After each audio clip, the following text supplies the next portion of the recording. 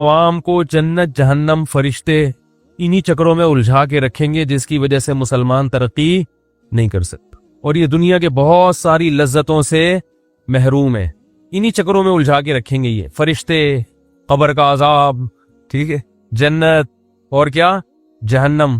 آگے اس نے یہ کہا اچھا پھر جب ایسا کوئی بالنگ ہوتی ہے نا تو پھر آگے سے چھکے چوکے مارنے والے بھی بہت ہوتے ہیں، تو فوراً کچھ لوگوں نے رپلائی یہ کیا کہ تو جب مرے گا نا تو پتہ چلے گا ہندو کو رپلائی یہ کیا کہ تو جب مرے گا، کوئی ہندو کا نام کسی کے ذہن میں ہے؟ تاکہ میں جب تک کوئی کریکٹر سامنے نہ آئے نا تو مزہ نہیں آتا، کوئی ہندو کا نام بتائیں ہے جی، رمیش، کوئی ٹائٹ نام ہو جو ہندوؤں کا مزہ آتا ہو جس کو ہے، ابھی کوئی نٹور لال ٹائپ کا نا کوئی مزہ آ رہا ہو جس کو پڑھنے میں، امر لال مزہ نہیں آ، نٹور لال بھی ہے نا، کوئی نٹور لال ہے، رنجیت سنگھ تو سکھوں کا ہوتا ہے نا، کوئی نریندر کر کے آ رہا ہوگا، مزہ آ رہا ہو اس میں نام لینے میں، نریندر مودی تو وہ ہے نا وزیر اعظم ہے، خیر کوئی نٹور لال صاحب تھے، کوئی بھی تھے، تو ہمارے غفار بھائی تھے جو بھی تھے، انہوں نے یہ کمنٹس کیے کہ تو جب مرے گا نٹور لال تو تجھے پتا چلے گا، مرے گا تو پتا چلے گا۔ اب ان کو یہ کمنٹس نہیں کرنے چاہیے تھے، یہ تو آپ نے دھمکی دے دی نا، تو اس نے پھر آگے سے جواب دیا بات تو صحیح کی، جب مرے گا تو پتا چل جائے گا تجھے، لیکن ہر صحیح بات کرنے کی ہر ایک کے ساتھ کرنے کی نہیں ہوتی، غیر مسلم کے ساتھ بات چیت میں اس طرح کی دھمکیاں دینا شروع کر دینا، اس کے ساتھ تہذیب سے دلائل سے بات کرنی چاہیے، اور اگر دلائل نہیں ہے تو چپ کر کے بیٹھے رہو، کیا ضرورت ہے اپنے پھینکنے کی رپلائی میں، تو مرے گا تو پتا چلے گا۔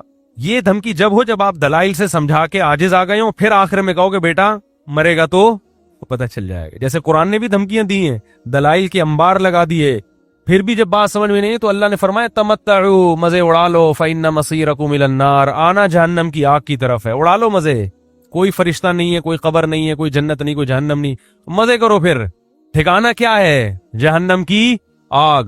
تو وہ جو نٹور لال سنگھ تھے انہوں نے جواب میں رپلائی کیا، انہوں نے کہا کہ مرنے کے بعد فرشتہ بھی نظر آئے گا، جنت بھی نظر آئے گی، جہنم بھی نظر آئے گی، تو آنی تو دنیا میں چاہیے جب ہمیں اعمال کو درست کرنے کی ضرورت ہے، جب دنیا میں ہمیں ایک چیز نظر نہیں آ رہی، جب ضرورت ہے، تو مرنے کے بعد دکھا کے کیا ملے گا؟ اسلام کیوں دکھانا چاہ رہا ہے مرنے کے بعد یہ چیزیں؟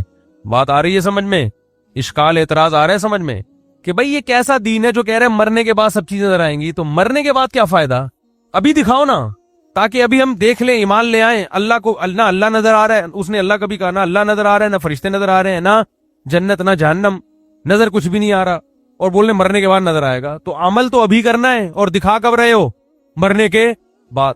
تو جب ضرورت ہے اس وقت دکھاؤ نا۔ تو نٹور لال کا اعتراض سمجھ میں آیا؟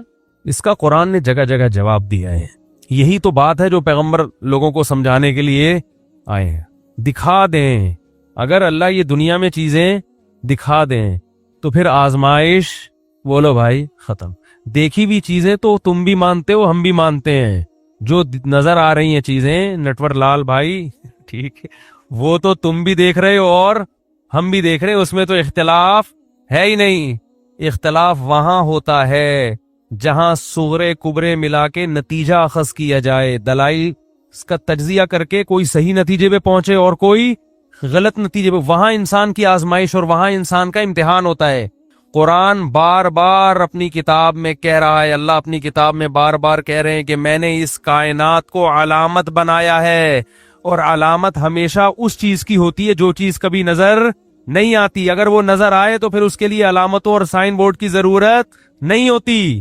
دیکھو بچہ جب پیدا ہوتا ہے، اللہ ماں کی چھاتیوں میں دودھ پیدا کرتا ہے کہ نہیں کرتا؟ یہ علامت ہے کس کی؟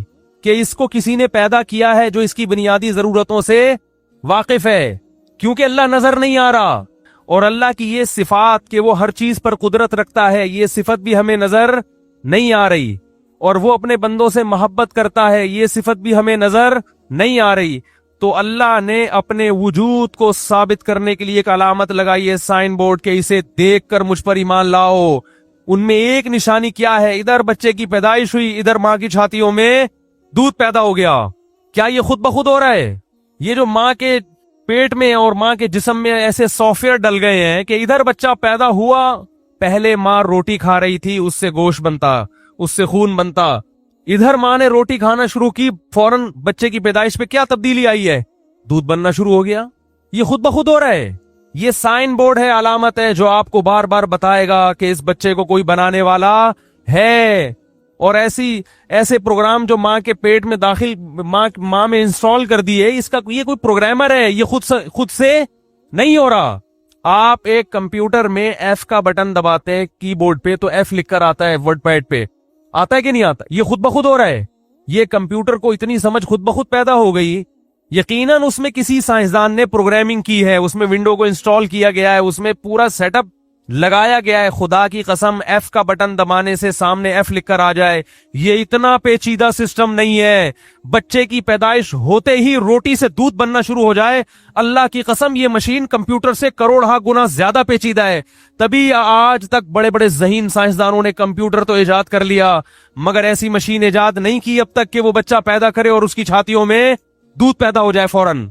ये अजीब बात है, कंप्यूटर को देखकर तो यकीन कर लेते हैं इसका बनाने वाला कोई बड़ा ज़हीन साइंसदान है, और बच्चे की पैदाइश को देख के यकीन नहीं करते कि इसका पैदा करने वाला कोई रब है, अला कुल्ली शैइन कदीर है, जो हर चीज पर कुदरत रखता है, और वो अपने बंदों से मोहब्बत भी करता है और अपने बंदों की जरूरतें पूरी भी करता है। तो निशानियां वहीं दिखाई जाती हैं जहां असल चीज देखो। आप जब रोड पे सफर करते हैं तो साइन बोर्ड पे लिखा होता है खबरदार आगे खाई है, लिखा होता है कि नहीं लिखा होता?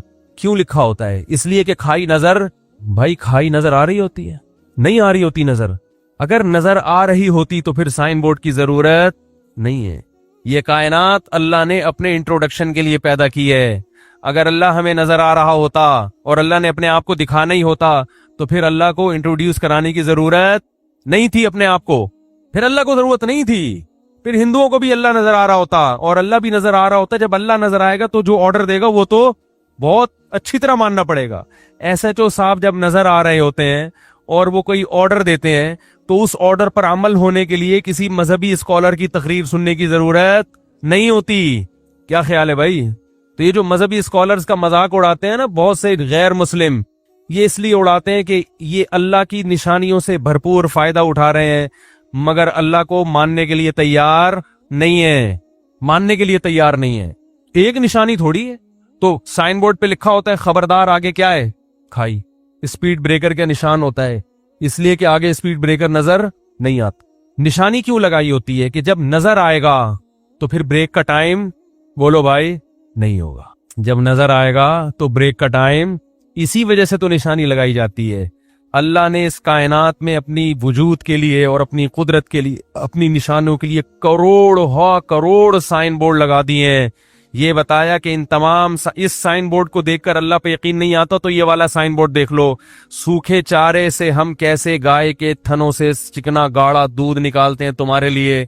ये साइन बोर्ड नजर नहीं आता। सूरज को देखो, जमीन से 9 लाख गुना बड़ा, करोड़ों साल गुजर चुके हैं और ऐसी एनर्जी फेंक रहा है। कहते हैं 1 सेकंड में सूरज जो एनर्जी फेंकता है वो हजारों लाखों एटम बमों की से जो एनर्जी खारिज होती है ना, उससे ज्यादा एनर्जी 1 सेकंड में सूरज खारिज कर देता है। इतना ईंधन उसमें कहां से आ रहा है और कितने तनासुब से अल्लाह ने उसको, जमीन को उसके गिर्द घुमाया है, और कितने करोड़ों साल से मशरिक से निकलता है और मगरिब में गुरूब हो जाता है। लश्शम्सु यंबगी लहा अन तुदरिकल कमर वलल्लैलु साबिकुन नहार। फरमाया ना दिन रात से पहले आती और न सूरज और चांद आपस में टकराते हैं। कुल्लुन फी फलकी यस्बहून, हर एक अपने दायरे में तैरता हुआ चला जा रहा है। इतने बड़े बड़े जिस्म के सितारे और सैयारे पैदा कर दिए, लट्टू की तरह उनको घुमा दिया उसने। ये क्या है? अल्लाह की क्या है? ये निशानी है भाई। अवलम यरौ इला तैरी फौकहुम साफ़ातिन व यक़बिज़न। फरमाया इन परिंदों को नहीं देखते कैसे अपना बैलेंस और तवाजुन कायम करके हवाओं में उड़ रहे हैं। अगर कोई शख्स ये कहे हवाई जहाज के बारे में, उड़ता हुआ हवाई जहाज जा रहा हो, उसमें एक बैलेंस होता है ना भाई। हवाई जहाज में, प्लेन में जब आप बैठते हैं, प्लेन जब हवा में उड़ता है तो उसकी बॉडी कोई खास कैलकुलेशन से बनाया गया होता है कि इतनी स्पीड में ये उड़ेगा तो इसकी दुम कैसी हो, इसका जो आगे से सर है वो कैसा हो, पर कितने लंबे हो। आप अगर जहाज के पर छोटे कर दें तो गिर जाएगा, जरूरत से ज्यादा बड़े कर दें तो नुकसान होगा। कोई एक चीज भी हवाई जहाज की बॉडी में ऐसी नहीं होती जो गैर जरूरी हो पूरी। और ये बड़े बड़े इंजीनियरों की मेहनत होती है और ये हजारों साल की इंसान की मेहनत है, उसके बाद जाके उसने हवाई जहाज को हवा में उड़ाया है। एक बैलेंस चाहिए, लेकिन फिर भी वो अपनी मर्जी से नहीं उतर सकता, उसको रनवे चाहिए, बहुत सारी चीजें उसको चाहिए उड़ने के लिए। अल्लाह फरमाते हैं वलम यरऊ इला तय्र, इन आसमानों पे उड़ते हुए परिंदों को नहीं देखते कैसे अपने परों को फैलाए हुए और परों को समेट के हवाओं में उड़ रहे हैं। क्या ये मशीनें खुद ब खुद ईजाद हो गई हैं? बोलो भाई, ये जो हवाओं में परिंदे उड़ रहे हैं, इस मशीनरी को किसी ने डिजाइन नहीं किया, ये ऑटोमेटिक वजूद में आ गई है, इत्तेफाक से वजूद में आ गई है। हवाई जहाज का सिस्टम अल्लाह की कसम इतना पेचीदा नहीं है जितना परिंदों का सिस्टम। एक मक्खी भी छोटा सा परिंदा है, इसके उड़ने की और परों को हिलाने की स्पीड चेक करके देखो, कभी पता चलेगा आपको कितनी स्पीड से अपने, यह हेलीकॉप्टर भी इतनी स्पीड से अपने परों को नहीं घुमाता। और अजीब बात है, ये हवा में रिवर्स भी हो जाते हैं। हवाई जहाज हवा में रिवर्स, बोलो ना यार, नहीं होता, वो रिवर्स नहीं होता। समंदर के एक किनारे से परिंदे हवाओं में उड़ते हैं, एक बर्रे आजम से उड़ते हैं और सफ बस्ता होके दूसरे किनारे तक पहुंच जाते हैं। कौन है जिसने हवाओं में इनको अपना बैलेंस कायम करना सिखाया? कौन है जिसने हवाओं में इनको कतार में उड़ना सिखाया? कौन है जिसने हवाओं में इनको लाइन में लगना सिखाया? जापान ने सदियों मेहनत करके अपनी कौम को लाइन में लगना सिखाया है, खुद ब खुद वो कौम लाइन में लगना नहीं सीखी। तो हवाओं में जो उड़ने वाले परिंदे हैं उनको कतार बना के उड़ना, और उनको इतनी तहजीब, क्या उन्होंने जापान की यूनिवर्सिटियों में सीखी है तहजीब? क्या उनको किसी इंसान ने सिखाई है, किसी साइंसदान ने सिखाई है? ये वो निशानियां हैं जिन्हें देखकर अक्लमंद लोग अल्लाह के वजूद पर ईमान लाते हैं, और जिनकी अकलें मस्ख हो चुकी हैं, जिनकी अकलें शहवत परस्ती से अंधी हो चुकी हैं, उन्हें दुनिया की हर चीज नजर आएगी मगर उनको अल्लाह नहीं नजर आएगा, इस कायनात को बनाने वाला नजर नहीं आएगा, और ना वो उसके बारे में सोचने के लिए तैयार होंगे। उन्हें यही एतराज रह गए, मजहबी स्कॉलर ने जन्नत जहन्नम में और अल्लाह में लगा दिया। मजे उड़ाओ, नाइट क्लबों में नाचो गाओ, शराबें पियो और ऐश व इशरत की जिंदगी गुजारो, इन मौलवियों की मजलिस में मत बैठो। वो यही करते रहेंगे। ऐसे लोगों को कुरान यही धमकी देगा और बिल्कुल बजा देगा, तमत्तउ फइन्न मसीरकुम इलन नार, उड़ा लो मजे, आना तुमने जहन्नम की आग की तरफ है, आना जहन्नम की आग। अल्लाह ने बरहक बनाई है जहन्नम की आग, उसको जहन्नम की आग बनाने का हक है, क्योंकि उसने अपने वजूद और अपने दीन के बरहक होने के इतने दलाइल दुनिया में कायम कर दिए हैं कि उन दलाइल के होते हुए अब किसी के लिए इनकार की गुंजाइश नहीं है। इनकार की गुंजाइश नहीं है आपके पास। इस्लाम ऑप्शनल नहीं है कि जिसका दिल चाहे इस्लाम कबूल करे, जिसका दिल चाहे नहीं करे। ऑप्शनल है दुनिया की हद तक, आखिरत के मामले में नहीं है। आखिरत के मामले में अल्लाह का फैसला है, वमन यबतगी गैरल इस्लामी दीनन, इस्लाम के अलावा किसी भी दीन को फॉलो करोगे फलन युक़बल मिन्हु, मैं आखिरत में कबूल नहीं करूंगा, वहुव फिल आखिरति मिनल खासिरीन।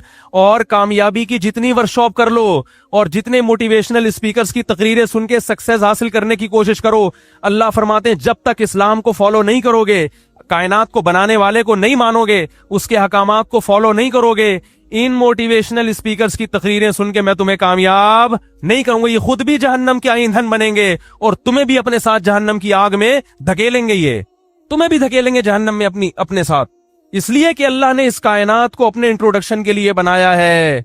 तुमने इस कायनात में अल्लाह की नेमतों से मजे तो उड़ाए, मगर उस खालिक को पहचानने के लिए तैयार, बोलो भाई, नहीं हो तुम उसके लिए।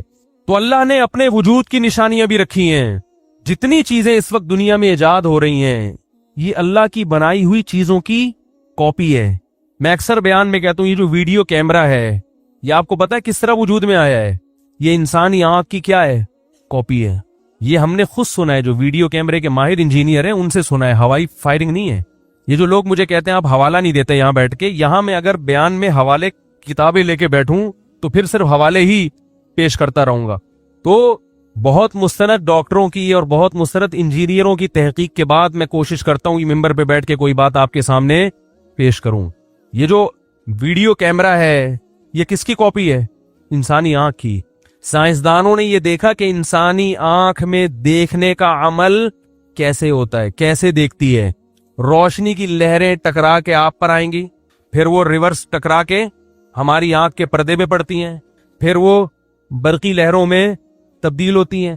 फिर क्या होता है? फिर अंदर अल्लाह ने एक आलात लगाए हुए हैं, वो उन बरकी लहरों को रिवर्स कर देते हैं। जो प्रोसेस हुआ है ना, उसी को क्या करते हैं? उल्टा करते हैं। जब वो रिवर्स करते हैं तो तस्वीर बिल्कुल बनती है, लेकिन उल्टी बनती है, टांगे ऊपर और सर नीचे। दिमाग में अल्लाह ने सिस्टम रखा है कि वो उसको क्या कर देता है? सीधा करता है। बेआईनी ही यही नकल की है किसकी? वीडियो कैमरे में। और अजीब बात यह कि इतने साल इंसान मेहनत करते करते आज जाके उसने वीडियो कैमरा इजाद किया है, मगर अभी भी वीडियो कैमरा इतनी साफ वीडियो नहीं बनाता जितनी इंसानी आंख बना रही है। दूसरी बात यह कि इंसानी वीडियो कैमरा एक होता है, इंसानी आंख दो कैमरे एडजस्ट हैं। इनको एडजस्ट करना ये खुद ब खुद मुमकिन, क्योंकि ये जो लेंस हमारे दोनों आंखों में लगे हैं ना, इनमें कुदरत ने एक खास फासला रखा है, जिसकी वजह से हमें एक के दो नजर नहीं आते। जरा सी सेटिंग आउट हो जाए तो एक के कितने नजर आएंगे? आप समझेंगे कि ये जो मिंबर पे बैठ के 4 आदमी क्यों बयान कर रहे हैं आज, आपको ऐसा लगेगा। और ये एडजस्टमेंट किससे हुई है? रोटी से।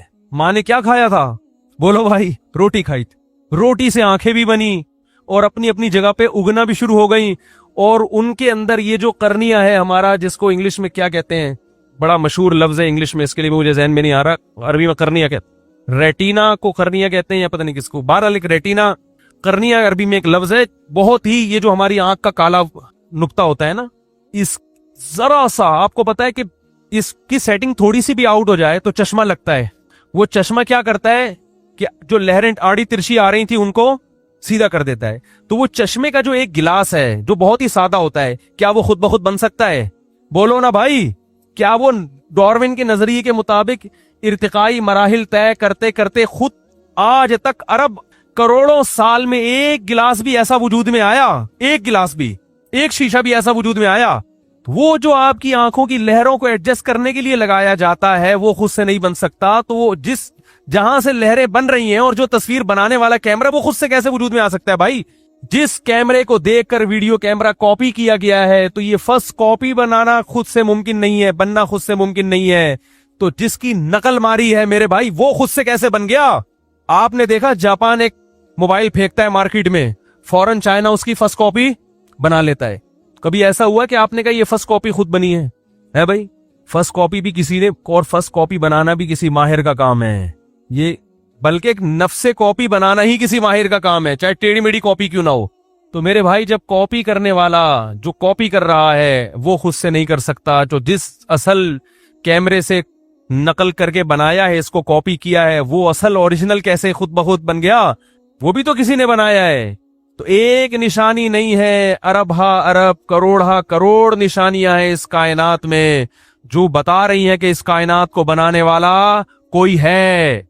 और इसकी भी अलामत है कि उसने बेकार नहीं बनाया। अगर हम जन्नत जहन्नम को निकाल दें तो मेरे भाई फिर इसका मतलब है कि उसने हमें बना के छोड़ दिया, जो मर्जी चाहे। बोलो भाई, जो मर्जी। मैं पूछूंगा नहीं तुमसे। तो अल्लाह ने अपना तारुफ जिन पैगंबरों के जरिए कराया है, उन पैगंबरों ने अल्लाह के तारुफ के साथ साथ ये भी बताया कि अल्लाह ने हमें बनाया क्यों है? आजमाइश के लिए, कि कौन हिंदू ऐसा है जो अल्लाह की बनी हुई नेमतों से फायदा उठाए, मगर जब कोई मौलाना साहब तकरीर करें कि आखिरत में हिसाब देना पड़ेगा, तो वो तकरीर का मजाक उड़ा के कहें कि हमने अल्लाह को देखा नहीं, हमने भगवान को देखा नहीं है। क्योंकि जब देखेंगे तो वो तो मरने के बाद होगा, तो मरने के बाद देखने का फायदा क्या? अभी दिखाओ, अल्लाह को चाहिए अभी दिखाए। तो अल्लाह ऐसे लोगों को फिर आखिरत में बख्शेगा नहीं। अल्लाह कहेगा इतनी निशानियां मैंने रखी थी, तुझे यकीन नहीं आया। अगर अल्लाह अपने आप को दिखा दे, तो एसएचओ साहब जब अपनी जियारत करा देते हैं तो अच्छे की समझ में आ जाता है। तो जब अल्लाह जियारत कराएगा तो फिर क्यों समझ में नहीं आएगा? क्यों भाई? फिर ये तकरीरों की जरूरत नहीं रहेगी, फिर कुरान के, अल्लाह के कलाम के और पैगंबरों की जरूरत नहीं रहेगी, फिर आजमाइश ही नहीं रहेगी। मजा तो उसी वक्त है जब आजमाइश हो। एक तरफ दुनिया की ख्वाहिशात आपको अपनी तरफ खींच रही हो, दूसरी तरफ अल्लाह के हकाम आपको अपनी तरफ खींच रहे हो। आप गैब पर ईमान लाके अल्लाह के दलाइल और निशानियों को देखकर अल्लाह पर ईमान लाओ और फिर अल्लाह की बातों को फॉलो करना शुरू करो।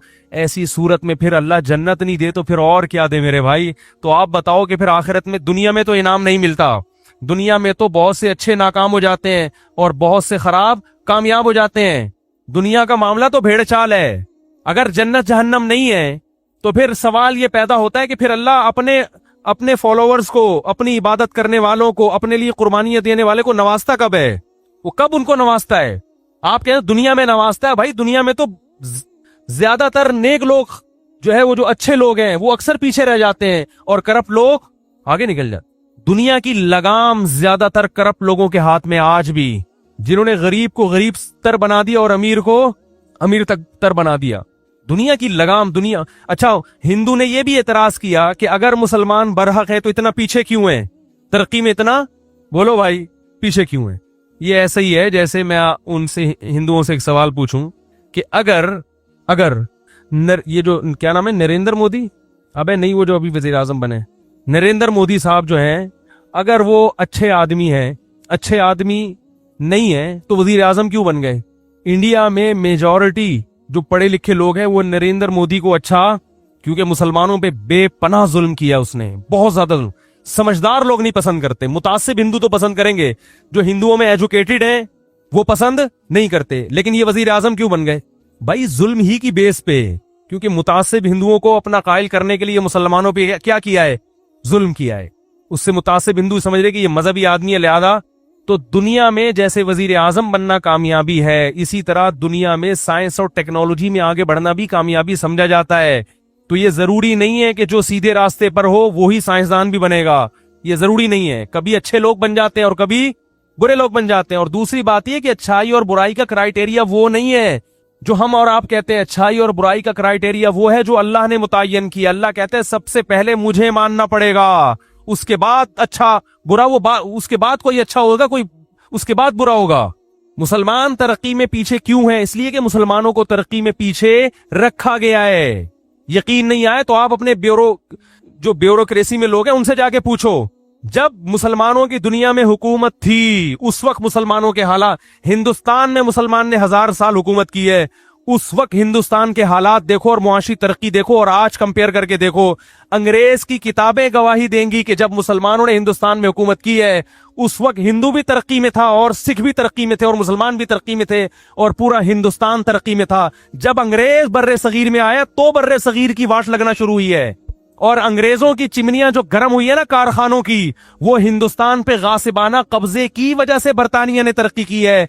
बरतानिया धोखा दे के अगर हिंदुस्तान पे कब्जा ना करता तो आज बरतानिया नहीं होता।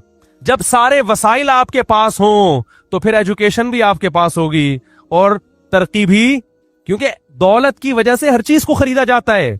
आपके मुल्क में जितने अच्छे साइंटिस्ट पैदा होंगे, खरीदेंगे कौन, गोरे खरीदेंगे, क्योंकि आप इतनी तनख्वाहें दे नहीं सकते, वसाइल ही नहीं है आपके। मैंने किसी माहिर मईशत ने मुझे बताया, खुद मैंने सुना कि बलोचिस्तान में जो कोयले की कानें हैं इनकी खुदाई पर और यहां से कोयला निकालने पर बैनुल अक़वामी पाबंदी लगी हुई है। क्यों लगी हुई है कि भाई इन्वायरमेंट जो है वो माहौल आलूदा होगा। हालांकि दुनिया के बहुत सारे मुल्कों में कोयला जला के एनर्जी हासिल की जा रही है, तो आपको तरक्की करने दिया नहीं जाता। तो मेरे भाई ये तो दुनिया, तभी तो अल्लाह कहते हैं असल आखिरत है। तो ये जो हिंदू इश्काल करते हैं ना, अगर इस्लाम बरहक मजहब है, मुसलमान सीधे रास्ते पर हैं, तो इतना पीछे क्यों हैं, तो मेरे भाई इसीलिए पीछे हैं कि जैसे हिंदुस्तान में बहुत सी सियासी तहरीकें अच्छी हैं मगर पीछे हैं। बहुत से लोग एजुकेशन भी है उनके पास, उनको ऊंचे ओहदे पे होना चाहिए था मगर ऊंचे ओहदों पे नहीं है। क्या आपके मुल्क में ऐसा है कि हर एजुकेटेड और हर क्वालिफाइड आदमी आगे पहुंच जाता हो? रिश्वत दे के लोग आगे नहीं पहुंचते। तो जैसे इंडिया में लोग रिश्वत दे के, बहुत से लोग एजुकेटेड हैं वो पीछे हैं और ना अहल आगे है, ऐसे ही पूरी दुनिया में भी ऐसे ही सेटअप चल रहा है। दुनिया को आप दूध का धुला हुआ मत समझें कि ये बड़े नेक है, सारी दुनिया बड़ी अच्छी चल रही है। जो भी आपको याद होगा, अक़वाम मुत्तहिदा में कई साल पुरानी बात है, 10-20 साल, अवार्ड मिला अमन का एक ऐसे शख्स को जिसने दुनिया में सबसे ज्यादा बदअमनी फैलाई है। तो अवार्ड अमन कमेटी का नाम सुना है? कहीं से भी अमन झलकता था? अजीब है या नहीं?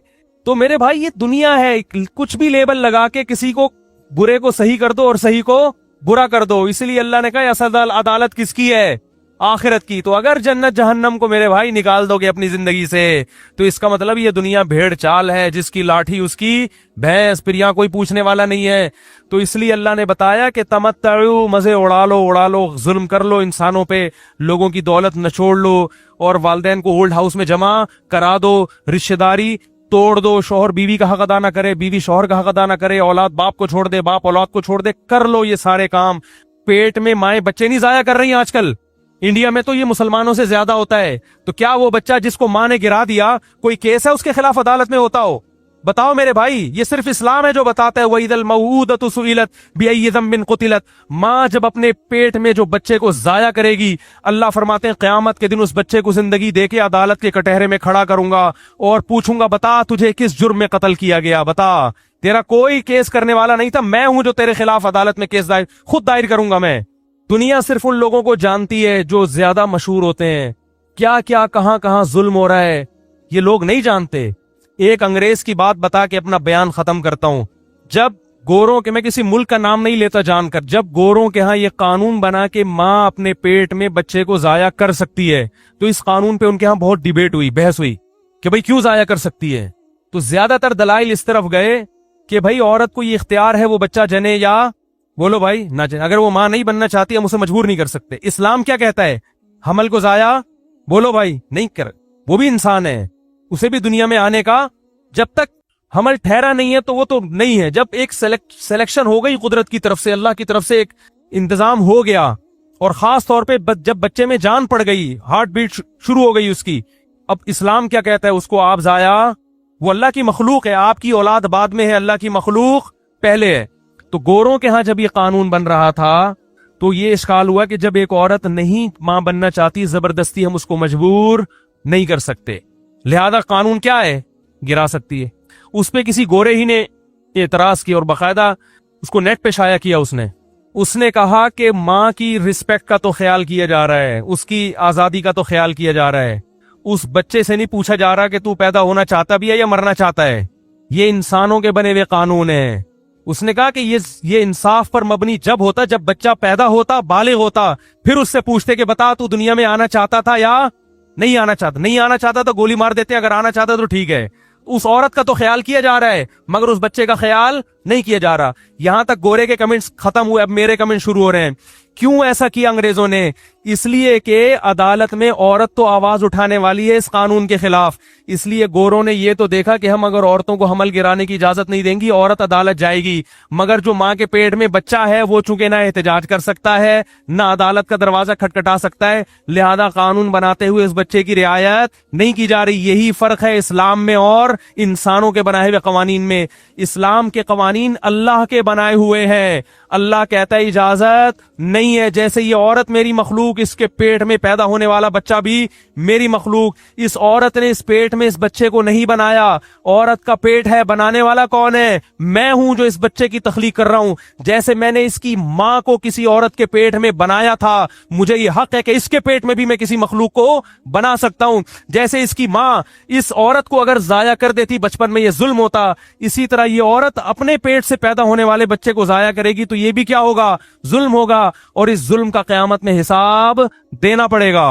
تو اگر آپ قیامت کے قائل نہیں ہیں، جنت جہنم کے قائل نہیں ہیں، پھر میرے بھائی اللہ پہ بہت بڑا اعتراض ہے کہ اللہ تو نے کائنات کو بنا دیا، انڈیا میں کروڑوں بیٹیاں پیدا ہونے سے پہلے ماں کے پیٹ میں ماری جاتی ہیں کہ ان کو جہیز کہاں سے دیں گے ہم، کروڑوں بیٹیاں، یہ انہی کے اخباروں کی رپورٹ ہے، کروڑوں لڑکیاں ماری جا چکی ہیں ماں کے پیٹ میں، تبھی انڈیا میں عورتوں کی نسل کم ہو رہی ہے اور مردوں کا ریشو بہت تیزی سے بڑھ رہا ہے۔ چائنا میں بھی ایسا ہو رہا ہے، انڈیا میں بھی کوئی عدالت میں آواز اٹھانے والا نہیں ہے، حکومت قانون بناتی بھی ہے تو کوئی پوچھنے والا نہیں ہے، اور جو حکومت قانون بنا رہی ہے وہ خود اپنی بیویوں کو کہہ رہی، جو حاکم ہے نا وہ کہہ رہا ہوتا ہے کہ جا کے گرا دے، کہ میں کہاں سے جہیز دوں گا، میں کہاں سے اس کی تربیت کروں گا۔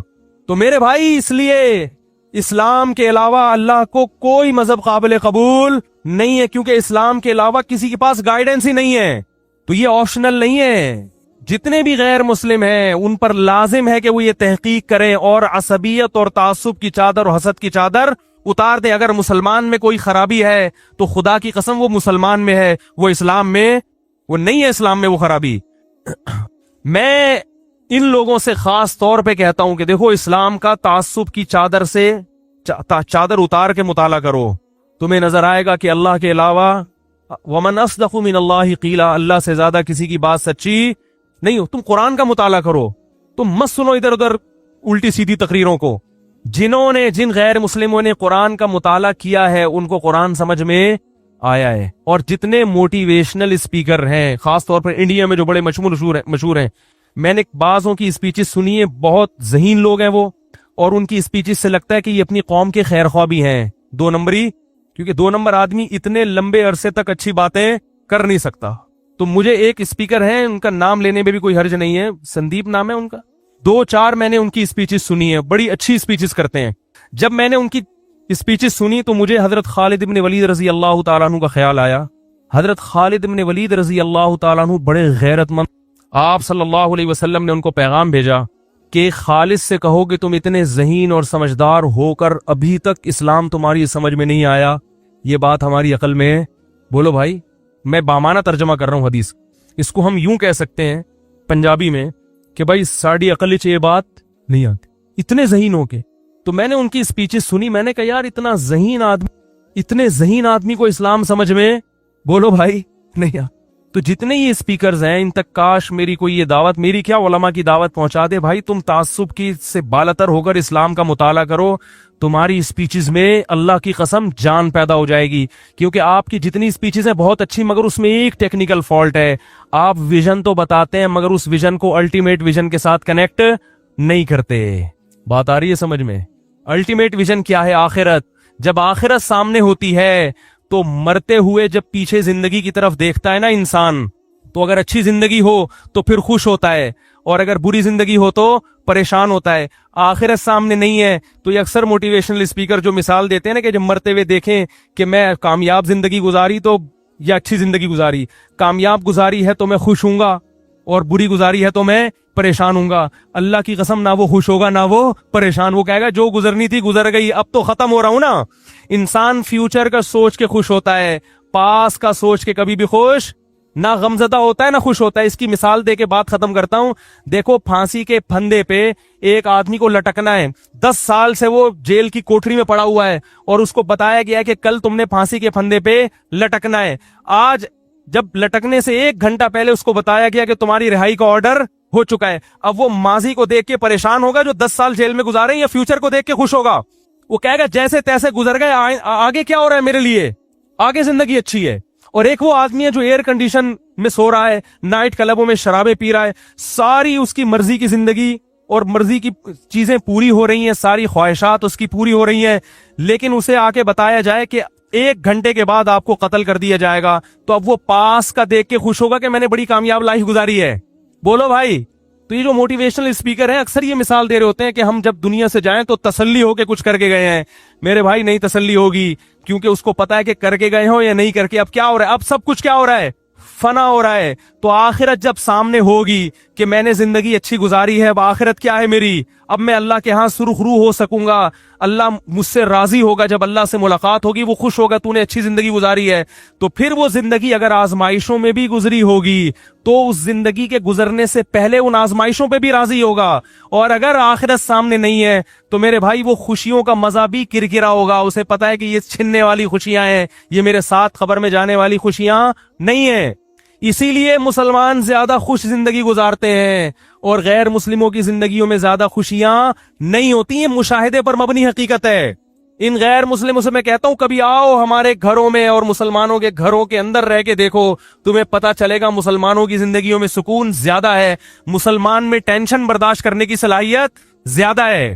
کیونکہ ہمیں دعا سکھائی ہے جب کوئی غم پہنچے, انا للہ و انا الیہ راجعون, ہم اللہ کے غلام ہیں, گاڈ کو حق ہے کہ وہ اپنے غلام کے ساتھ جیسا چاہے سلوک کرے, وَإِنَّا إِلَيْهِ رَاجِعُونَ, اور مر کے ہم نے جانا کس کے پاس ہے, اللہ کے پاس. اس غم کا وہ ہمیں نعم البدل دے دے گا, دنیا میں نہیں تو آخرت میں مل جائے گا. یہ سوچ کے مسلمان کو تسلی ملتی ہے. آپ لوگوں کو تسلی کے جو جملے کہہ رہے ہیں وہ مصنوعی ہیں, وہ صرف ایک آرٹیفیشل خول ہے جو آپ نے اپنے اوپر اوڑھ لیا ہے. ایک مصنوعی خوش ہونے کی کوشش کی جا رہی ہے, اس خوشی کی بیس مضبوط نہیں ہے. بات آ رہی ہے سمجھ میں؟ اس خوشی کی بیس مضبوط نہیں ہے. رسول اللہ صلی اللہ علیہ وسلم نے فرمایا کوئی کانٹا بھی تمہیں چبھتا ہے تو اس کا قیامت کے دن اللہ نعم البدل دے گا, بدلہ ملے گا قیامت کے دن. تو جب تک آخرت سامنے نہیں ہوگی یہ دنیا بھی آپ کی سکون میں نہیں گزرے گی, اور آپ اپنی پیدائش کا مقصد ہی آپ کے سامنے نہیں ہوگا. تو میرے بھائی پھر جو آدمی مقصد سے ہی ہٹ جائے وہ کہاں سے سکون حاصل کر سکتا ہے؟ اور مذہب کو چھوڑ کر اور جو تباہیاں ہو رہی ہیں وہ الگ ہیں.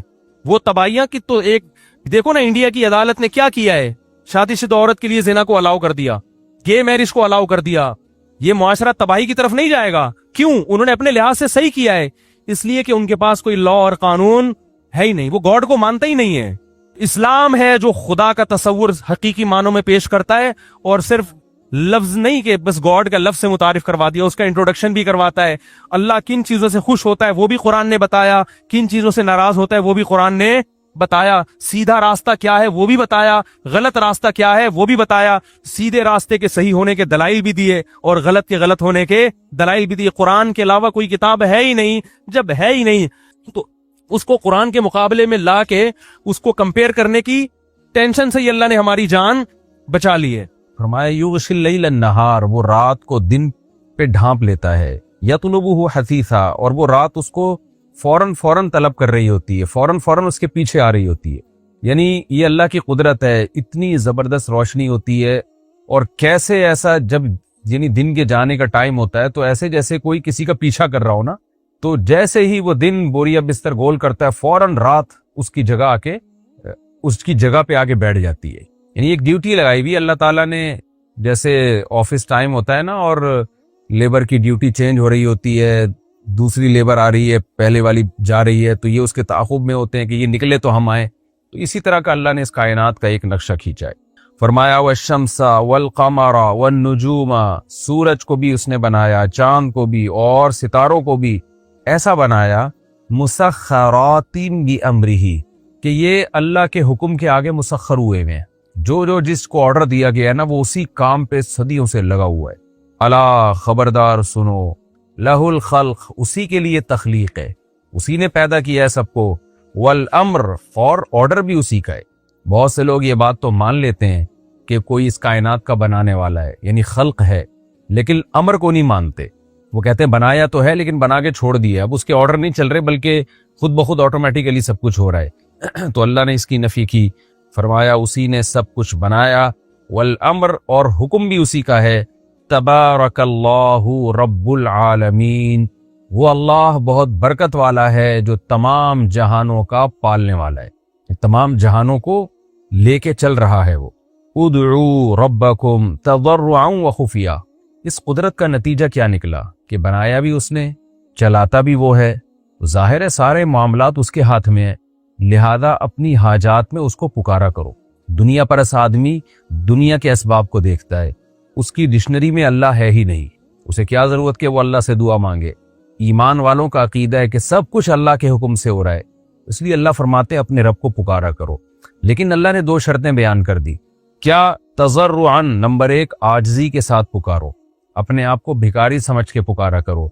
दूसरा खुफियतन, चुपके से। इस आयत से पता चलता है कि दुआ में असल है आहिस्ता आवाज से, खामोशी से। ये जो चीखो पुकार कर आजकल एक फैशन बन चुका है ना, हा हू ही हा, दुआओं में भी ऐसे हो रहा है, ये शरीयत के मिजाज के खिलाफ है। दुआ में भी आहिस्ता और जिक्र भी आहिस्ता, क्योंकि जिक्र भी दुआ ही है एक तरह का। तो इस्लाम में जितनी इबादतें हैं वो उसमें असल ये है कि वो आहिस्ता से हो, खामोशी से हो। इल्ला ये कि जहां अल्लाह ताला ने जोर से बुलंद आवाज से जिक्र का हुक्म दिया हो। चंद मकामात ऐसे हैं जहां बुलंद आवाज से जिक्र का हुक्म दिया गया है, वो मुस्तस्ना है एक आम कायदे से। इसकी मिसाल है जैसे आप नमाज में जब तिलावत करते हैं तो जो जहरी नमाजें हैं, फजर की नमाज है, मगरिब की नमाज है, इशा की नमाज है, इसमें जो शुरू की 2 रकतें हैं उसमें इमाम पर लाजिम है कि वो जहरन क़िरात करे, बुलंद आवाज से तिलावत करे, और इमाम तकबीरात कहेगा अल्लाहु अकबर, समी अल्लाहु लिमन हमीदा, अल्लाहु अकबर, ये जोर से कहेगा ताकि मुक्तदी को पता चले। तो एक तो ये वाला मौका मुस्तस्ना है, इसमें बुलंद आवाज से तिलावत भी होगी, जिक्र भी होगा। दूसरा अजान है, उसमें भी बुलंद आवाज होगी, इकामत में बुलंद आवाज होगी। इसी तरह तकबीरात तशरीक हैं, ये जो बकरीद के अय्याम होते हैं, याम तशरीक, 9 ज़िलहिज्जा, 10 ज़िलहिज्जा से पहले जो 9 तारीख आती है ना, 9 ज़िलहिज्जा की फजर की नमाज से लेकर 13 ज़िलहिज्जा की असर की नमाज तक, इसमें हर नमाज के बाद बुलंद आवाज से मर्द पर लाजिम है कि वो अल्लाहु अकबर, ला इलाहा इल्लल्लाहु अल्लाहु अकबर वलिल्लाहिल हम्द। तो यहाँ भी बुलंद आवाज से तकबीर कही जाएगी एक मर्तबा, इसमें भी आहिस्ता नहीं। ये मौके मुस्तस्ना है, यानी खारिज हैं आम कायदे से। इसी तरह जब हम हज, अच्छा ये तकबीरात खवातीन आहिस्ता आवाज से कहेंगी। जब हम हज करने के लिए जाते हैं तो एहराम में जो लब्बैक अल्लाहुम्मा लब्बैक कहा जाता है, ये भी मर्द पर लाजिम है कि जोर से कहे। वो जब एहराम के लिए लब्बैक कहा जाएगा तो ये जोर से कहना सुन्नत अमल है। तो ये चंद एक मौके हैं जो मुस्तस्ना हैं, اس کے علاوہ شریعت میں جہاں بھی حکم ہے ذکر آہستہ آواز سے کیا جائے. تو بعض بزرگان دین جو اپنے مریدوں کو بلند آواز سے ذکر کرواتے ہیں تو اس عمل کو سنت سمجھنے کی قطعاً اجازت نہیں ہے. ہاں بعض دفعہ ٹریننگ کے لیے تربیت کے لیے ذکر بلند آواز سے کرایا جاتا ہے وقتی طور پر, تاکہ دھیان جو ہے ذکر کی طرف ایک دفعہ لگ جائے. تو جب دھیان لگ جائے گا پھر وہ بلند آواز سے ذکر چھڑوا دیا جائے گا. میں اس لیے کہہ رہا ہوں کہ آج ہم نے دیکھا ہے بعض دفعہ ذکر کی محفلیں ہوتی ہیں, چیخ و پکار لگی ہوئی ہوتی ہے, باقاعدہ لاؤڈ سپیکر آن کیا جاتا ہے اور پورے محلے کو وہ ذکر سنایا جاتا ہے. اس عمل کے بدعت اور ناجائز ہونے میں دو رائے نہیں ہو سکتی. ہمیں اس طرح سے اللہ کی عبادت کرنی ہے جس طرح سے ہمیں بتایا گیا ہے. البتہ نارملی جب آپ تلاوت قرآن کرتے ہیں تو پھر اس میں آپ ذکر یعنی بلند آواز سے بھی کر سکتے ہیں اور آہستہ آواز سے بھی کر سکتے ہیں.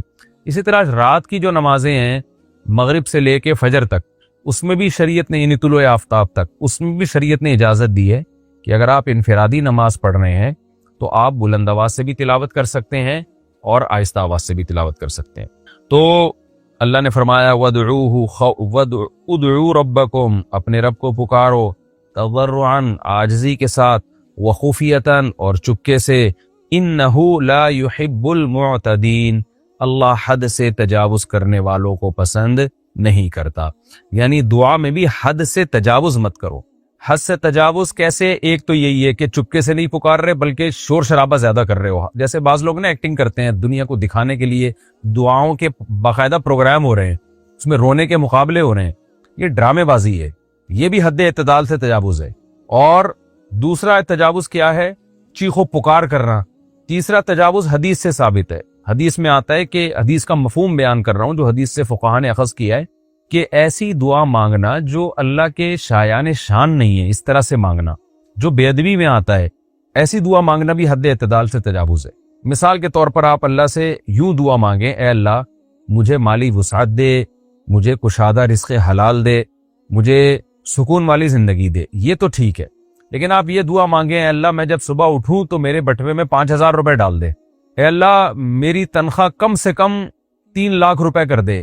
یہ جو الفاظ ہیں نا یہ بے ادبی کے زمرے میں آتے ہیں. اس طرح سے دعا مانگنا, اس طرح ایک روایت میں آتا ہے اس طرح دعا مانگنا, یہ تو ٹھیک ہے, اللہ مجھے جنت الفردوس دے, جنت الفردوس کی اعلیٰ نعمتیں دے. لیکن بعض نے اس طرح دعا مانگی کہ اے اللہ جنت میں مجھے دائیں طرف ایک محل دے دے. اب یہ بھی ایک ادب کے خلاف ہے کہ تمہیں اس سے کیا کرنا ہے, دائیں طرف محل, بائیں طرف محل, سامنے محل, پیچھے. جنت الفردوس مانگو تو سب کچھ مل جائے گا. تو اس طرح کی چیزیں نام لے کے اس طرح مانگنا یہ بھی ایک ادب کے خلاف ہے, یہ بھی دعا میں حد اعتدال سے تجاوز ہے. بعض لوگ یہ دعا مانگ رہے ہوتے ہیں, نوجوانوں کا تو بڑا مسئلہ ہے, اللہ میری فلاں جگہ لازمی شادی کرا دے. یہ بھی غلط ہے. آپ دعا یوں مانگے, اللہ تیرے علم میں اگر فلاں جگہ نکاح تیرے علم میں اگر میرے لیے بہتر ہے تو وہاں مقدر کر دے, ورنہ جہاں تیرے علم میں بہتر ہو وہاں مقدر کر, کیونکہ تیرا علم زیادہ ہے میرا علم کم ہے. تو اس طرح جو ہے نا اسپیسیفک کسی چیز کا نام لے کے اس طرح سے دعا مانگنا ہے جس سے لگے کہ آپ کو آم کھانے سے مطلب نہیں ہے, آپ کو پیڑ گننے سے مطلب ہے, تو یہ طریقہ ٹھیک نہیں ہے. رزق کی دعا مانگی جائے اللہ سے, اسپیسیفک یہ مانگا جائے کہ اللہ فلاں کمپنی میں میری جاب دلا کے اتنی میری تنخواہ کروا دے. تو اس قرآن و سنت سے یہ پتہ چلتا ہے, احادیث سے, کہ اس طرح کی دعائیں مانگنا بھی ادب کے خلاف ہے اور حد اعتدال سے تجاوز ہے. اسی طرح جو چیزیں عقلاً ناممکن ہیں ان کا مانگنا بھی بے ادبی ہے. مثال کے طور پر آپ دعا مانگ رہے ہیں, اللہ میرے جیب میں جو 5,000 روپے پڑے ہوئے ہیں, اے اللہ تو اس کو سونے کا بنا دے, اس کو ڈالر میں تبدیل کر دے, 5,000 ڈالر نوٹوں میں تبدیل کر دے اس کو. تو یہ بھی بدتمیزی کی زمرے میں آتی ہیں یہ چیزیں. تو یہ ہوتا ہے بعض لوگ, اے اللہ اس مٹی کو سونا بنا دے. تو آج مجھے کسی نے کہا کہ میں یہ دعا مانگتا ہوں, مجھے کسی نے خود بتایا کہ میرا یہ دعا معمول ہے کہ اے اللہ تو جو ہے مجھے فلانی جگہ پہ ایک پلاٹ دلوا دے اور اس پہ میرا ایک گھر بنا دے, کچھ اس طرح کے نا لوگ. تو بھائی آپ اللہ سے جو مقصد ہے نا اس کو فوکس کرنا چاہیے. آپ فلاں جگہ پلاٹ کیوں لینا چاہتے ہو, وہ جگہ اچھی ہے, تو آپ یہ دعا مانگو, اللہ میرا گھر کسی اچھی جگہ پر ہو. جیسے حدیث میں آتے اللہم اغفر لی ذنبی ووسع لی فی داری, میرے گھر میں وسعت پیدا کر دے, تو برکت والا گھر چاہیے مجھے. تو اس طرح کی دعا مانگنی چاہیے. تو یہ بھی حد اعتدال سے تجاوز ہے. تو چیخنا پکارنا, ہاں دیکھیں کبھی انسان جذبات میں آ جائے اور آواز بلند ہو جائے اس کی, وہ ایک الگ چیز ہے. لیکن ہمارے ہاں بعض جگہوں پر مسجدوں پہ ہم نے دیکھا ہے لاؤڈ سپیکر آن کر کے باقاعدہ پروگرام ہو رہے ہوتے ہیں دعاؤں کے, وہ مقابلے شروع ہو گئے ہیں اس میں. تو اس لیے اس کو بھی دعا کو بھی ایک قسم کا یوں سمجھیں کہ انٹرٹینمنٹ کا ذریعہ بنا لیا گیا ہے. مقابلے بازی شروع ہو گئی ہے اس میں, اور ٹیلی ویژن میں بھی بیٹھ کے دعاؤں کے باقاعدہ رونے دھونے کے پروگرام ہو رہے ہوتے ہیں. تو ان چیزوں سے اللہ نے منع کیا, عبادت کو عبادت رہنے دیا جائے. فرمایا ادعوا ربکم تضرعا وخفیا, عاجزی کے ساتھ چپکے سے اپنے رب کو پکارو. انہ لا يحب المعتدین, اللہ حد سے تجاوز کرنے والوں کو پسند نہیں کرتا. ایک اور جگہ پہ قرآن میں آتا ہے وما انا من المتکلفین, میں تکلف کرنے والوں میں نہیں ہوں. تو دعا میں تکلف جو ہے نا, بناوٹ, یہ بھی اللہ کو پسند نہیں. ہاں ایک بناوٹ وہ ہے جو اللہ کو دکھانے کے لیے, جیسے حدیث میں آتا ہے دعا میں رونا نہیں آتا تو رونے جیسی صورت بنا لو. تو اللہ سے کہہ دیا جائے اللہ میں یہ کر سکتا ہوں, میرے بس میں ہے, کیونکہ جو انسان کے اختیار میں نہیں ہے رونا. تو رونے جیسی صورت اللہ کے سامنے بیان کرنا تاکہ عاجزی جھلکے, یہ چیز تکلف میں نہیں آتی. فرمایا وَلَا تُفْسِدُوا فِي الْأَرْضِ بَعْدَ إِصْلَاحِهَا, اور زمین میں جب ایک دفعہ اصلاح ہو جائے تو پھر فساد نہ پھیلاؤ. کیا مطلب؟ قرآن نازل ہو رہا ہے, زمین سے شرک کا خاتمہ ہو رہا ہے, لوگ عبادت پر آ رہے ہیں, جھوٹ سے, زنا سے, یتیم کا مال کھانے سے بچ رہے ہیں. تو جب قرآن کے ذریعے, اسلام کے ذریعے زمین سے فساد ختم ہو تو پھر جو فساد پھیلانے کی کوشش کرے گا وہ زیادہ بڑا مجرم ہوگا. تو ایک عام اصول بیان کیا کہ اصلاح کسی معاشرے کی ہو جائے پھر نیگیٹیوٹی پھیلانا, پھر فساد پھیلانا, یہ بڑا جرم ہے. وَدْعُوهُ, اور اپنے رب کو پکارو, خوفاً وطمعا. پچھلی آیت میں اللہ نے کیا فرمایا تھا؟ اپنے رب کو پکارو چپکے سے, عاجزی کے ساتھ. یہ دعا میں ظاہری کیفیت ہونی چاہیے, دیکھنے سے جھلک رہا ہو کہ آپ بھکاری ہیں. اب اللہ بتا رہے اندر کی کیا کیفیت ہونی چاہیے. اوپر کا تو بتا دیا کہ اعتدال سے نہیں, اعتدال سے ہٹ کے نہیں مانگو, جیسے ناممکن چیزوں کو مانگنا شروع کر دیا کہ اللہ مجھے 1000 سال عمر دے دے. یہ بھی ایک ناممکنات میں آتی ہے نا. عام طور پر ناممکنات کو مطلب عام طور پر ایسا ہوتا نہیں ہے, تو آپ کیوں اللہ سے 1000 سال عمر مانگ رہے ہیں؟ آپ کہیں کہ اللہ میری عمر میں برکت دے دے, مجھے لمبی عمر دے دے. اس طرح کے الفاظ استعمال کرنے چاہیے. تو پہلے اللہ نے حکم دیا دعا کے ظاہری آداب, اب دعا کے باطنی آداب. اندر کنڈیشن کیا ہونی چاہیے؟ خوفاً وطمعا, خوف بھی ہو اور طمع بھی ہو. خوف اپنے گناہوں کا ہو اور طمع اللہ کی رحمت کی ہو. اس کنڈیشن میں آپ دعا مانگے. جیسے قرآن کہتا ہے نا کہ سورہ سجدہ میں تتجافى جنوبهم عن المضاجع يدعون ربهم خوفا وطمعا, ہمارے جو نیک بندے ہیں رات کو ان کے پہلو بستر سے جدا ہو جاتے ہیں, وہ اپنے رب کو پکارتے ہیں خوف اور لالچ میں. خوف ہے جہنم کا اور لالچ ہے جنت کی. یعنی اپنے اعمال پہ اتنے مطمئن بھی نہیں ہے کہ اب ان کو یقین ہے ہم نے تو جنت میں ہی جانا ہے, لہذا ہمیں جہنم سے پناہ مانگنے کی کیا ضرورت ہے. نہ. اور اتنے مایوس بھی نہیں ہے کہ اب وہ اپنے اعمال کو دیکھ کر اتنے مایوس ہو گئے کہ اب تو ہم نے جہنم میں ہی جانا ہے, ہمارے لیے تو جنت ہے ہی نہیں. نہ. حدیث میں آتا ہے الایمان بین الخوف والرجاء, مسلمان ہمیشہ درمیانی حالت میں رہتا ہے, برائیوں سے بچتا ہے, نیک اعمال کرتا ہے, مگر ڈرتا رہتا ہے کہیں یہ نیک عمل ضائع نہ ہو جائے, کہیں نیک عمل کی توفیق نہ ختم ہو جائے. میں آج ایمان کی جس حالت پر ہوں کہیں موت سے پہلے کافر نہ ہو جاؤں. تو یہ سب چیزوں سے ڈر بھی رہا ہوتا ہے وہ, اور اتنا ڈرتا نہیں ہے کہ عمل ہی چھوٹ جائے, مایوس ہو جائے کہ یار چھوڑو بھائی ہم نے تو جانا ہی جہنم میں. نہ, اللہ سے امیدیں بھی ہیں. تو اسی کنڈیشن میں اسلام نے ہمیں حکم دیا ہے زندگی گزارو, اور حدیث میں خوشخبری سنائی ہے جس کی زندگی اس حالت میں گزری اللہ اسے اس چیز سے بچا لے گا جس کا اس کے دل میں خوف تھا, اور اس جنت میں داخل کر دے گا جس کی اس کو لالچ تھی اور امیدیں تھی. تو اس لیے کبھی بھی اپنے عمل پہ آپ اترائیں نہیں, ڈرتے رہیں کہ یہ عمل ضائع بھی ہو سکتا ہے. اور کبھی کوئی گناہ ہو جائے تو توبہ کریں, گناہ میں اتنے مایوس نہ ہو جائیں کہ اب آپ یہ سمجھیں کہ اب تو لازمی میں نے جہنم میں جانا ہے. تو ہر وہ عمل, ہر وہ جذبہ جو آپ میں عمل کی موٹیویشن کو ختم کر رہا تھا, اسلام اس جذبے سے آپ کو روک دیتا ہے. تو امیدیں بہت زیادہ لگا کے بیٹھ جانا بھی غلط ہے, اس سے تکبر پیدا ہوتا ہے, اور خوف کا بہت زیادہ غلبہ کر لینا بھی غلط ہے, اس سے مایوسی پیدا ہوتی ہے. تو اللہ فرماتے ہیں اسی کنڈیشن میں اللہ کو پکارا کرو, ان رحمت اللہ قریب من المحسنین, بے شک اللہ کی رحمت اچھا عمل کرنے والوں کے قریب ہے. یعنی اللہ تمہیں جب اس کنڈیشن میں رہو گے نا تو یہ اللہ کا حکم ہے, تو تم محسنین میں شامل ہو جاؤ گے. پھر اللہ خوشخبری دے رہا ہے کہ ایسے لوگوں کو اللہ بخشے گا, ان پر اللہ کی رحمت ہوگی. وَهُوَ الَّذِي يُرْسِلُ الرِّيَاحَ, پھر اللہ اپنی قدرت کے دلائل بیان کرتے ہیں. وہ اللہ وہ ذات ہے جو ہواؤں کو بھیجتا ہے, بُشْرًا بَيْنَ يَدَيْ رَحْمَتِهِ, اپنی رحمت یعنی بارش سے پہلے خوشخبری دے کے. عموماً ایسا ہوتا ہے کہ بارش سے پہلے ہوائیں چلتی ہیں, پہلے ایک ویکیوم بنتا ہے, ہوائیں رک جاتی ہیں, پھر وہ ویکیوم ٹوٹتا ہے, ہوائیں آتی ہیں, تو یہ بھی اللہ کی ایک رحمت ہے. یہ قاعدہ کلیہ نہیں ہے. بہت دفعہ ہوا چلتی ہے بارش نہیں ہوتی, بہت دفعہ بارش ہو جاتی ہے بغیر ہوا کے. عام طور پر چونکہ ایسا ہوتا ہے تو قرآن ان ہواؤں کا بھی تذکرہ کر رہا ہے کہ اللہ تعالیٰ اپنی رحمت یعنی بارش بھیجنے سے پہلے ہوائیں بھیجتا ہے. حتیٰ اذا اقلت سحابا ثقالا, اور ان ہواؤں کو دیکھو کیسے وہ بوجھل بادلوں کو اٹھاتی ہیں, ان کا ویٹ اٹھاتی ہیں. اتنے ٹنوں منو من وزنی بادل ہوتے ہیں, پانی لے کے چل رہے ہوتے ہیں, تو وہ ہوائیں اٹھاتی ہیں. ہوا کتنی ہلکی چیز ہے مگر کیسے بڑے بڑے پانی کے ٹینکر اٹھائے ہوئے ہوتے ہیں انہوں نے. سقناہ لبلد میت, ہم پھر اس بادل کو ہانکتے ہیں مردہ زمین کی طرف. آپ زمین کھودیں گے کچھ بھی نہیں ہوگا, اس میں بنجر پڑی ہوئی ہے. فانزلنا بہ الماء, پھر ہم اس بادل سے پانی برساتے ہیں.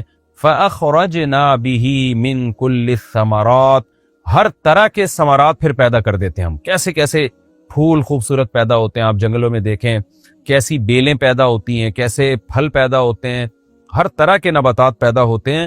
کذالک نخرج الموتى, اسی طرح ہم مردوں کو بھی زمین سے نکالیں گے.